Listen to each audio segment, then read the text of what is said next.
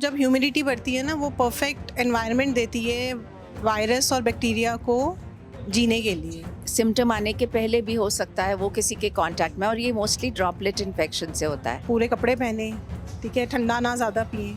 New mothers को again they have to be मतलब बहुत प्रोटेक्शन करना है, किसी के कांटेक्ट में नहीं आए। जितना हो सके साफ़ पानी रखें, अपने आसपास की गंदगी ना रखें जहाँ पे मच्छर मक्खी ये सब आ सकते हैं।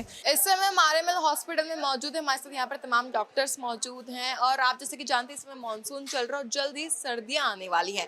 इसी के बीच बीमारियों का सिलसिला भी लोगों को परेशान ज़रूर करता है। आप देखते हैं किस तरह से वायरल फीवर, कोल्ड और कफ जैसी बीमारियों से लोगों को बहुत परेशानी होती है, जूझना पड़ता है। उसको लेकर हमारे साथ इस समय तमाम डॉक्टर्स मौजूद हैं।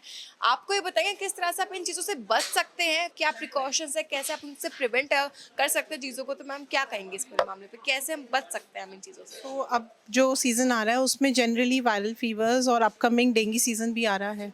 सो जितना हो सके हम पानी को ना खड़ा होने दें, जितना हो सके साफ़ पानी रखें, अपने आसपास की गंदगी ना रखें जहाँ पे मच्छर मक्खी ये सब आ सकते हैं। जितना वो आएंगे उतना ज़्यादा ही है कि बीमारियाँ फैलेंगी ही फैलेंगी। तो पर्सनल हाइजीन एंड आपकी एम्बियंस की हाइजीन सबसे ज़्यादा प्रायोरिटी बेसिस पे करनी चाहिए। मैम अगर हम वायरल फीवर की और बात करें कोल्ड और कफ की, जो मॉइस्चर एक आ जाता है इन्वायरमेंट में, उससे भी थोड़ा इफेक्ट पड़ता है क्या? क्योंकि बारिश होती है लगातार, उससे जो ब्रीदिंग प्रॉब्लम भी शायद लोगों को थोड़ी बढ़ सकती है, क्योंकि मॉइस्चर होता है तो वो हैवीनेस आ जाती है एक लेयर में। तो उस पर क्या कहेंगी? सो जब ह्यूमिडिटी बढ़ती है ना, वो परफेक्ट एनवायरनमेंट देती है वायरस और बैक्टीरिया को जीने के लिए।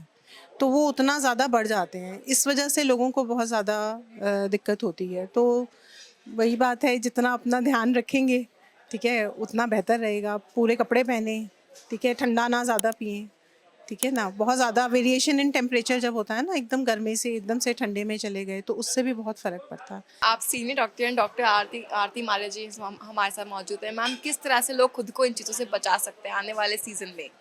So most important is crowded places, जहाँ पर हमें पता नहीं है कि और लोग कितने लोग इन्फेक्टेड हैं। कई दफ़ा सिम्टम लक्षण आने से पहले ही इंसान वायरल को हार्बर कर रहा होता है, इंक्यूबेट कर रहा होता है। तो सिम्टम आने के पहले भी हो सकता है वो किसी के कांटेक्ट में, और ये मोस्टली ड्रॉपलेट इन्फेक्शन से होता है। तो एक से दूसरे को, मैंने खांसी किया, मैंने स्नीज़ किया, तो वो हवा में आ गया और हवा से फिर एक से दूसरे को जाती इन्फेक्शन। तो मास्क का प्रयोग, हैंड वॉश का प्रयोग, हैंड हाइजीन का प्रयोग, खुले में खांसी ना करें, खुले में थूकें ना, ये सारी चीज़ें बहुत इंपॉर्टेंट हो जाती हैं।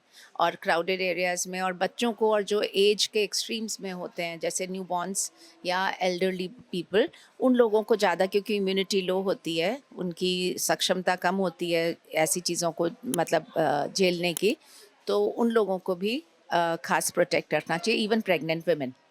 मैम अगर हम बात घर की करें, लोग जो घरों में रहते हैं तो अपने आसपास घर के अंदर किस तरह से वो प्रिकॉशंस ले सकते हैं?